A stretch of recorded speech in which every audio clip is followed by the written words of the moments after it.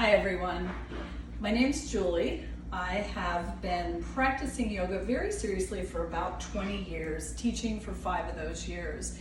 And I am someone who lives in a body that is not super flexible.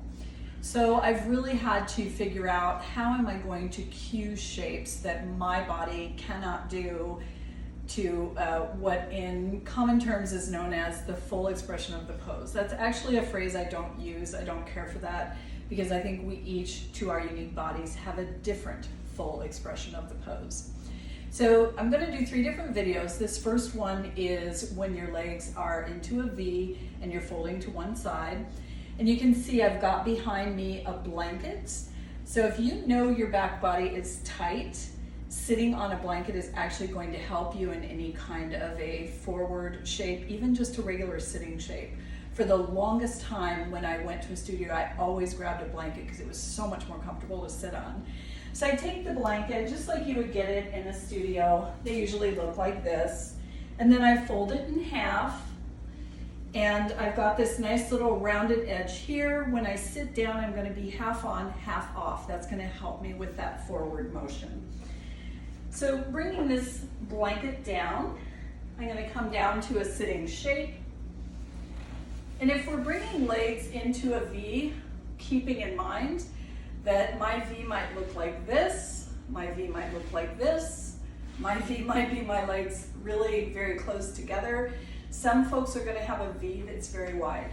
I always say bring your legs into the shape of a V. I think that's just a kinder, gentler way instead of saying open your legs. That can be very triggering. So we find what's comfortable for us. And again, for me, having this blanket helps. I can already feel that nice little lift. It's helping me to keep my spine up. The shape I'm thinking of today is where we lean towards one side.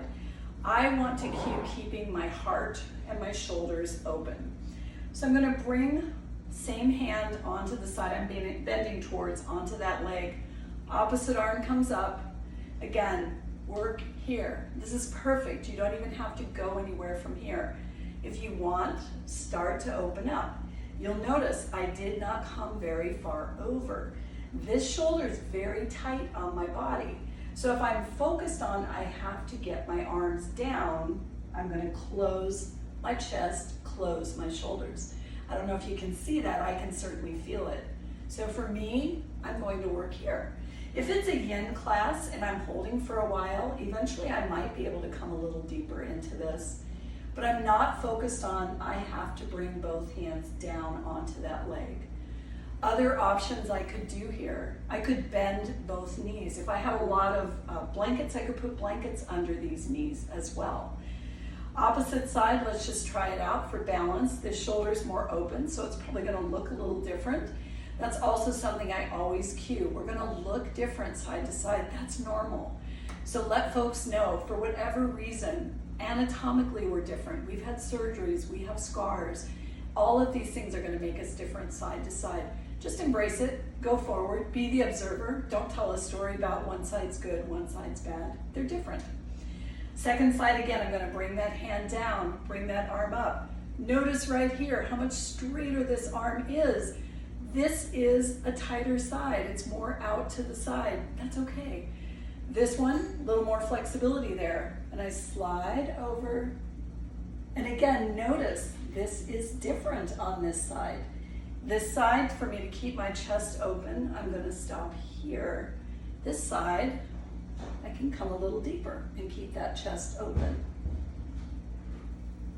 So that's the first shape. I'm also going to demonstrate triangle and funky monkey skandasana. Stay tuned. Bye-bye.